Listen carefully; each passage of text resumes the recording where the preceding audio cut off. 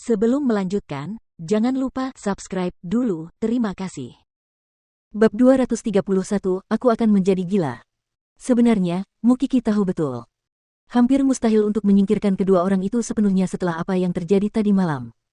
Mereka tidak akan diusir dari keluarga Sen selamanya karena mereka belum melakukan sesuatu yang tidak dapat dimaafkan. Bagaimanapun, kakek Sen hanya marah saat itu.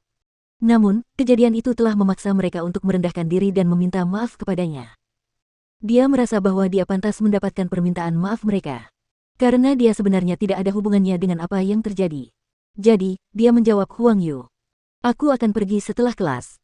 Kemudian, Mukiki mengirim pesan kepada Seng Xiao, mengatakan bahwa dia akan pergi ke rumah sakit setelah kelas.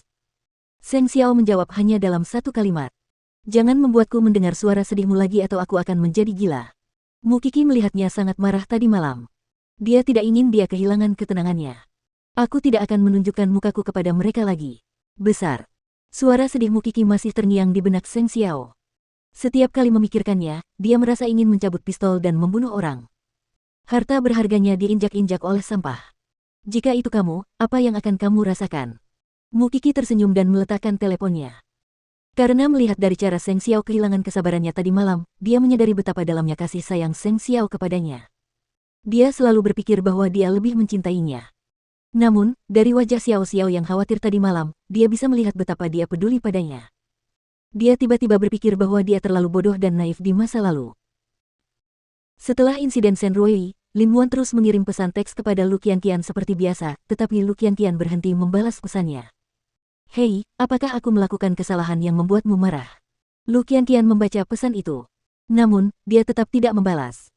Dia bisa membayangkan apa yang akan dikatakan orang tentangnya begitu dia disebutkan.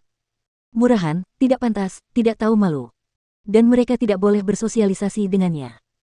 Karena itu, ketika Mukiki memutuskan untuk memperlakukannya sama seperti sahabatnya tanpa mempedulikan apa yang dipikirkan orang lain tentangnya, Lu Qianqian bersumpah untuk mengutamakan Mukiki.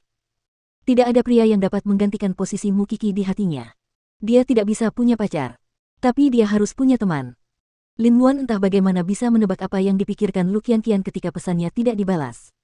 Mereka semua sudah dewasa. Tidak seperti anak-anak muda yang naif itu, mereka lebih realistis dan praktis dalam menangani masalah seperti itu. Karena mereka adalah dua orang dari dua dunia yang berbeda, mereka seharusnya tidak bersama. Mengapa mereka harus memaksakannya dan menyebabkan kerugian yang tidak perlu bagi satu sama lain? Tentu saja, Lu Qianqian telah memikirkan dengan serius usulan Lin Muan hari itu. Karena dia telah memutuskan untuk tidak tinggal di luar negeri, maka dia harus memenuhi tanggung jawabnya kepada keluarganya. Oleh karena itu, Lu Qianqian berkata kepada ayahnya, "Ayah, aku akan belajar bisnis darimu mulai sekarang." Papa Lu sangat senang. Ia tersenyum penuh kasih kepada Lu Qianqian. Tidak peduli bagaimana orang lain memandang putriku, aku selalu bangga padamu. Jangan khawatir, ayah. Aku tidak akan mengecewakanmu. Tidak ada laki-laki yang tidak akan menjadi dewasa dan terus melakukan kesalahan yang sama dengan alasan bahwa mereka masih muda. Tak lama kemudian, matahari terbenam. Cahayanya mewarnai langit menjadi merah dan menodai gedung tinggi rumah sakit. Saat itu, Mukiki sedang berjalan ke bangsal kakek Sen sambil memegang buku pelajarannya. "Kiki, kemarilah." Huang Yu melihat Mukiki melalui celah pintu dan berkata. Mukiki mendorong pintu hingga terbuka dan masuk. Kakek Sen sedang berbaring di tempat tidurnya.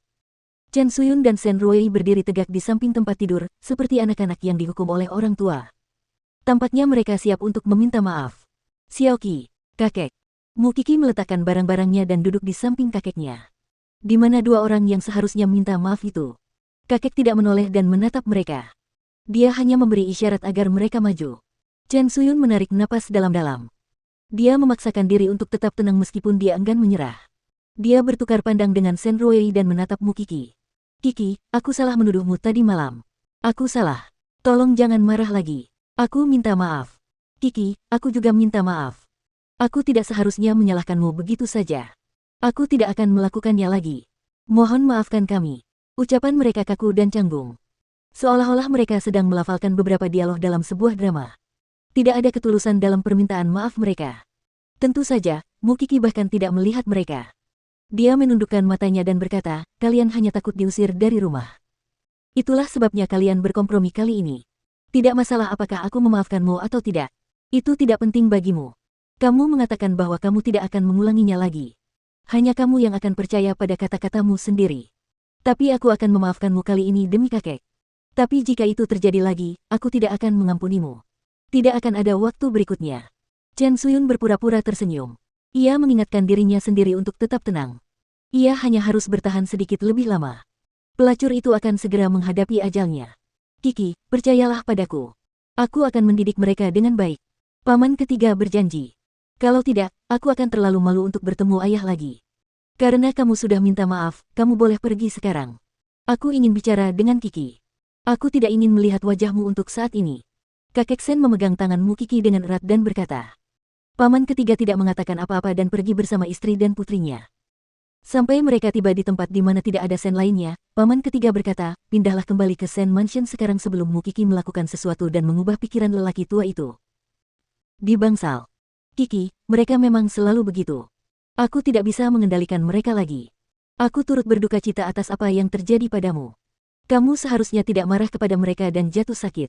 Apakah kamu mencoba membuatku sedih? Matamu Kiki berkaca-kaca. Tidak peduli seberapa keras aku melawan mereka, kamu seharusnya tidak menjadi begitu emosional. Kamu sudah terlalu tua untuk terlibat dengan ini. Tolong jangan membuatku merasa bersalah. Tangan kakek Sen gemetar. Dia menepuk kepalamu Kiki. Cintaku padamu tidak sia-sia. Paman ketiga dan keluarganya hanya memikirkan diri mereka sendiri. Mereka khawatir jika mereka akan diusir dan tidak mendapatkan apapun dari keluarga Sen. Namun Xiaoqi berbeda, dia peduli dengan kesehatannya. Lain kali, saat aku bertarung dengan mereka lagi, sebaiknya kau pergi dan bersembunyi di dekat kolam ikan. Tidak masalah jika rumah ini diledakkan. Aku bisa membangunnya kembali. Kakek Sen menyeringai lemah. Huang Yu menangis dalam diam. Kiki sebenarnya adalah anak yang berhati hangat. Tidak seperti dia, paman ketiga dan keluarganya berhati dingin. Untungnya, kakek Sen adalah orang yang rasional. Dia tahu apa yang benar dan apa yang salah. Keadilannya telah membuatnya mendapatkan cinta dari cucunya. Jika tidak, hidupnya akan penuh dengan penyesalan. Mereka tidak akan berhenti. Tunggu saja dan lihat saja. Kakek Sen tahu itu. Apa yang dikatakan Seng Xiao tadi malam benar. Dia berharap kedamaian dalam keluarganya. Namun, beberapa orang serakah. Maka, sudah waktunya untuk berkorban. Bahkan setelah keluarga paman ketiga meninggalkan rumah tangga di masa depan, dia percaya bahwa Mukiki akan mampu memikul tanggung jawab di pundaknya dan menjadi pembuat keputusan dalam keluarga. Tetapi, apakah hubungannya dengan Seng Xiao hanya sekadar biasa saja atau lebih dari itu? Sepertinya dia harus keluar dan mencari jawaban untuk ini setelah dia pulih.